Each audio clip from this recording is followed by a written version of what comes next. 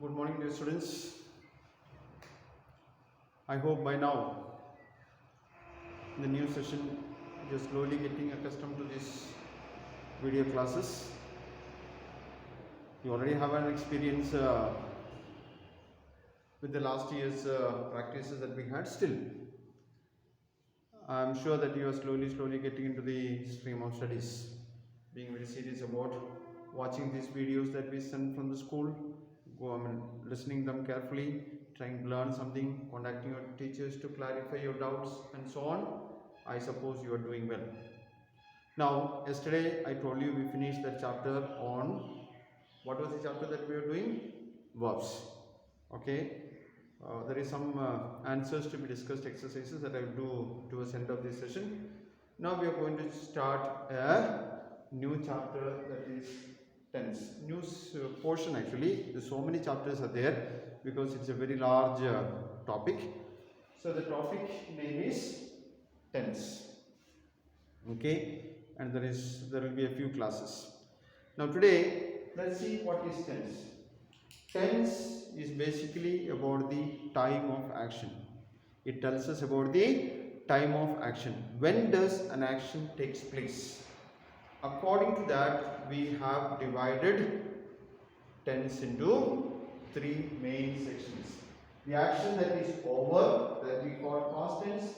The action that is taking place now, that we call present tense. The action that is yet to come or takes place, that is future. Okay? The action that is over, from the last moment to the time immemorial that we can think of, billions of years back. Certain discoveries, when scientists make this, and it is so many billions of years back it happened, it was like that. So to that extent, this past tense can go from the last moment out back. Fine, that is what is past tense. Whereas present tense, what is happening now, it's only a short period. Okay, it's only a short period. The action that is going on to maximum, we can say 1 day, the duration. Of course, there are certain actions that regularly happens, which we use in present tense. When we come into the tense, we will know, okay, action that is taking place nowadays. For example, I am working in Don Bosco Academy, so many years it's happening. So that's, certain exceptions are there. Otherwise, this is the shortest time period. Okay, what is happening now? That is the present tense. And then we have yet to come. Like past tense, from the next moment in the future to any time that we can imagine in the future, any millions of years, any number of millions of years ahead, that is what is future tense. Okay, basically now already understand what is tense and how it is divided, how we should understand it. Okay, actions that are over, we say that is in past tense. Action that is taking place now, we say that is present tense. And action that is yet to take place or yet to come, that is what is future tense. And accordingly, we have named them. Now, each of these three tenses again is divided into four. Each of these again is divided into four. That is simple, continuous, perfect, and perfect continuous. So you can say past, simple past, past continuous, past perfect, past perfect continuous. Simple present, present continuous, present perfect, present perfect continuous. Simple future, future continuous, future perfect, future perfect continuous. So altogether we have 12 tenses or subdivisions of tense. Is that clear? Basically 3, depending upon whether it is over, is taking place now, or that is going to take place, it is divided into 3. And then it is divided into 4 again, each of these. So 3 into 4, we have got 12 pieces of tenses or 12 sections of tense. Fine. So that is what is basically a brief idea about tense or explanation that I give you about tense. You would have already studied this, but just for a revision sake, I am doing it. Is that clear? Now we are going to see one by one in the series or out of this 12. Now we studied about these be verbs. These are very much part of the tense. So that's what I have written. I am in present tense, I was in past tense. We are in present tense, we were in past tense. You are in present tense, you were in past tense. He is in present tense, he was in past tense. She is in present tense, she was in past tense. It is in present tense, it was in past tense. They are in present tense, they were in past tense. I have in present perfect, I had in past perfect. We have in present perfect, we had in past perfect.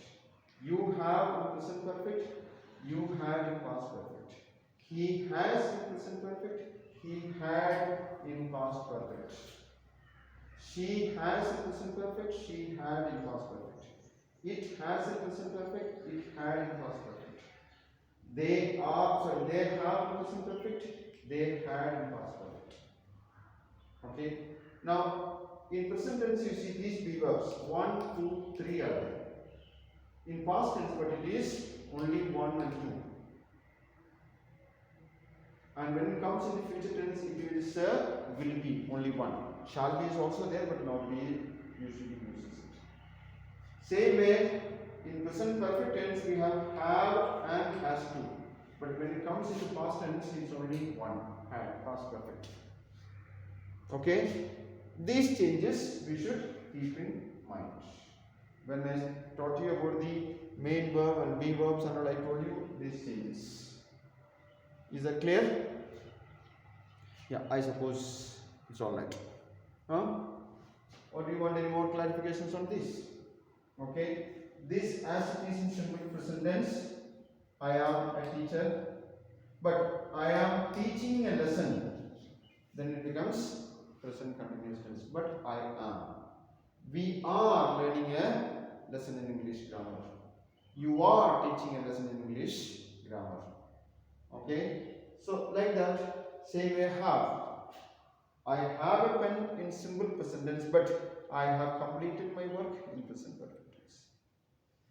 We have taken out food. She has written the homework. He has spoken to the shopkeeper. I was a boy, simple past tense, but I was working in the field, past continuous tense. We were looking at them, past continuous tense. You were doing your homework, past continuous tense. Had, okay. I had completed my work. You had completed my work, past perfect. We had gone to the market.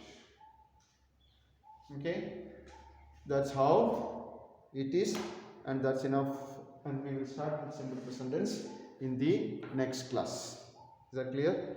Meanwhile, let's just go through those exercises that we had done in the last class. Exercise number 1 I had sent it to you earlier. Okay, underline the verbs in the following sentences and say whether they are transitive, intransitive, or verbs of incomplete predication. The stone fell on the ground with a loud thud. The stone fell is a transitive verb. She tasted the soup and found it delicious. Tasted, transitive verb. Found, transitive verb. This medicine tastes bitter. Incomplete predication. Okay. This medicine tastes what? Bitter. So bitter is added there with the verb to give complete sense. Soon the car gained speed. Gained. Transitive verb. Now we go to the next exercise, exercise number 2. The remaining you can do in that, and if you have got any doubts, contact me. Each of these sentences has 2 objects. Underline them and say which one is a direct object and which one is indirect object. Mother bought her an ice cream. Her, indirect object, ice cream, direct object. The principal gave Mayank a strong warning. Mayank, indirect object, strong warning, sorry, Mayank direct, indirect object, yes, strong warning direct object. The juggler showed us some amazing feats. As indirect object, amazing feats, uh, direct object. Did Somesh leave me any message? Me, indirect object, and message direct object. Now fill in the blanks with the suitable objective complements. Take them from the box below. I painted the walls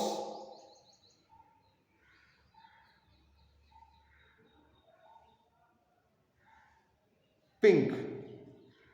The clown kept us amused. The jury found him innocent. The members elected Mr. Khan the chairman of the meeting. That's all. And the next exercise.